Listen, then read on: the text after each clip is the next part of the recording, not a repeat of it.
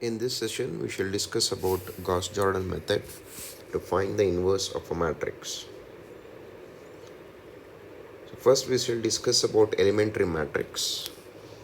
An elementary matrix is that which is obtained from an identity matrix by subjecting it to any of the elementary row operations exactly once. For example, we have a 3 cross 3 identity matrix here, and we have applied three different row transformations on the identity matrix. So the first row transformation is interchanging of the second and the third rows. So we get this matrix which is denoted as R23, which represents second row interchanging with the third row. So this is an elementary matrix, as this is obtained from the identity matrix by applying the elementary row operations once. We have another transformation here where the second row is multiplied by some constant k. So we get the resultant matrix as 1 0 0 0 k 0 and 0 0 1. And we have another row transformation. R1 is interchanging to or transforming to R1 plus P times R2. So R2 is multiplied first of all with P. So this is our R2, and we get 1 0 0 0 P 0 0 0 1. So the first row is added with the second row. So all the elements remain the same. So 0 and P are added up. So 0 plus P gives you P. So these three are all elementary matrices, as they are obtained from the identity matrix by applying the elementary row operations once. So let us look at another result. Elementary row transformation or operation of a matrix A can be obtained by pre-multiplying A by the corresponding elementary matrices. So we have a general 3 cross 3 matrix with elements A11, A12, A13, A21, A22, A23, A31, A32, A33. So if I interchange the second as well as the third rows, we get the resultant matrix as shown here. This is equivalent, or this is same as pre-multiplying this given matrix A by the elementary matrix R23, which we obtained by applying the transformation R2 interchanging with R3 on the 3 cross 3 identity matrix. So let us work it out. So we consider the elementary matrix R23, or we pre-multiply this matrix A with the elementary matrix R23. So R23 is this is an elementary matrix obtained from the identity matrix. So this is the considered matrix A. So when we multiply these two matrices, we get the resultant matrix as this, which is very much the same as the elementary row transformation of the matrix A, which we obtained by interchanging the second and the third row. So you can clearly observe this matrix and this matrix are very much the same. So in other words, the operation R2 to R3, that is interchanging of second and the third rows on the matrix A, is same as pre-multiplying the matrix A by the elementary matrix R23. So how did you obtain R23? We obtained R23 by interchanging the second and the third row in the identity matrix of order 3. So let us come to the Gauss Jordan method to find the inverse of the matrix. So the Gauss Jordan method of finding the inverse of the matrix, it involves the following procedure. The elementary row operations or transformations reduce the given matrix A to the identity matrix, in turn reducing the identity matrix to the inverse of A. So how did we get this? So let the successive row operations which reduce the matrix A to I result from pre-multiplication by the elementary matrices R1, R2, so on Ri as shown in the previous slide, so that Ri minus 1, R2, R1 times A gives you the identity matrix. So all these uh, matrices which I have marked, they represent the elementary matrices. So we pre-multiply A by all the elementary matrices so that we get the resultant matrix as the identity matrix. So what we do here is we multiply both sides by A inverse. So we already know A inverse, any matrix multiplied by its inverse gives you the identity matrix, and we know any matrix multiplied with an identity matrix, it gives you back the matrix itself. So A inverse. So from equation 1 and equation 2, we observe that the reduced row echelon form of the augmented matrix AI is the augmented matrix IA inverse. This procedure is followed to obtain the inverse of the matrix by Gauss Jordan method. So let us take up an example to illustrate the Gauss Jordan method to find the inverse of a matrix. So this is a 3 cross 3 matrix. Let us find the inverse of this matrix.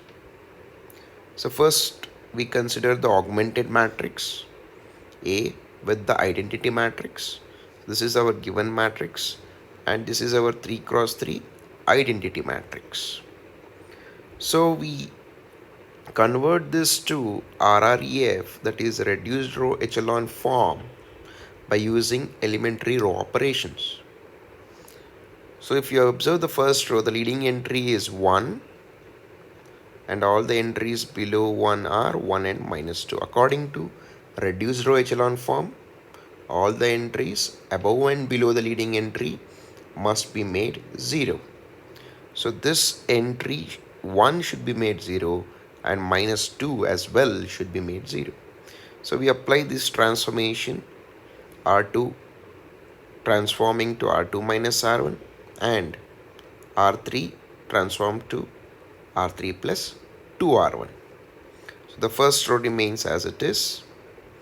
So due to this transformation, that is R2 minus R1, we get this particular row 0, 2, minus 6. So 1 minus 1 gives you 0. That's what is this.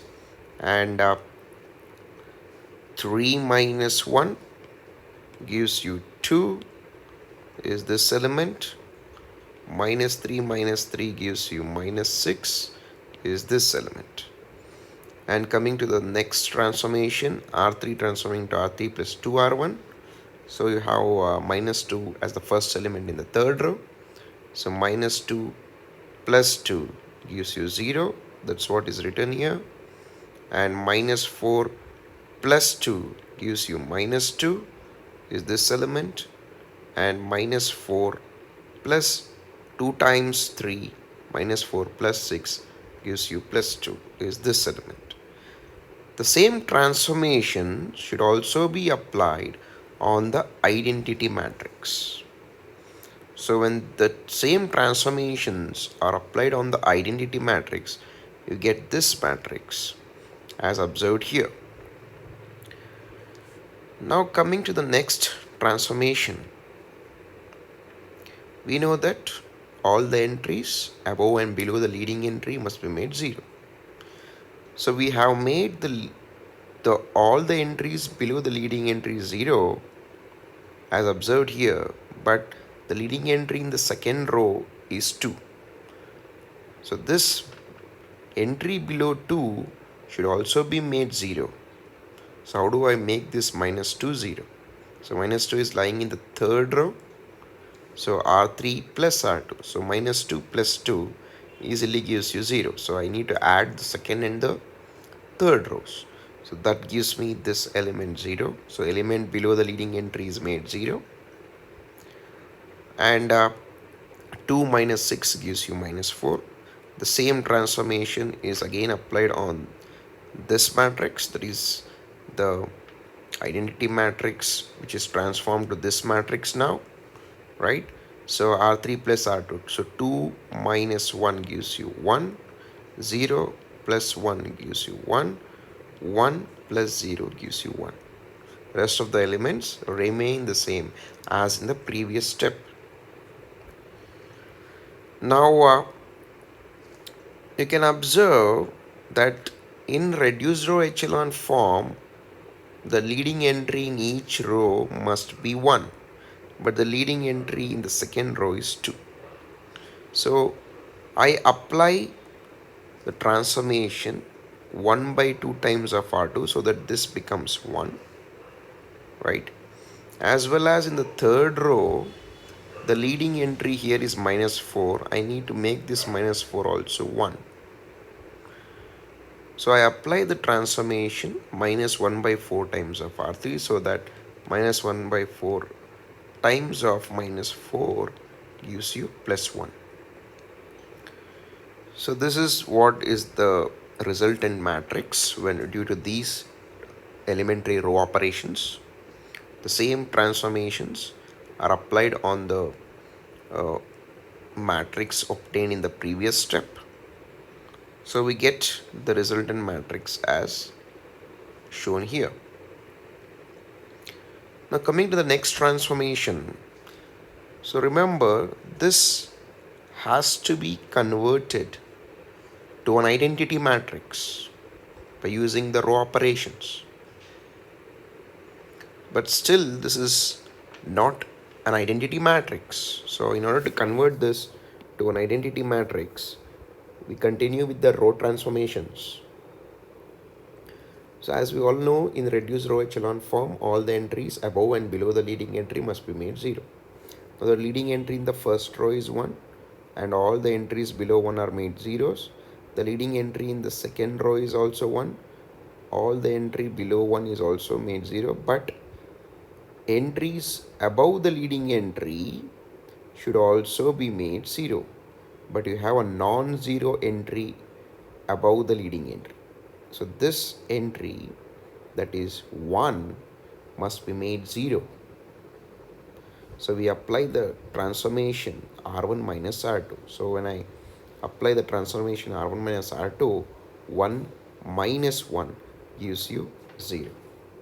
So the same transformation has been applied on this matrix as well. So we get the resultant matrix as shown here.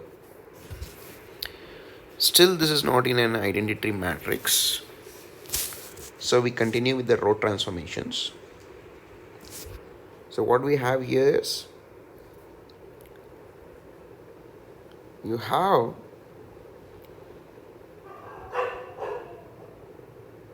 entry 6, right?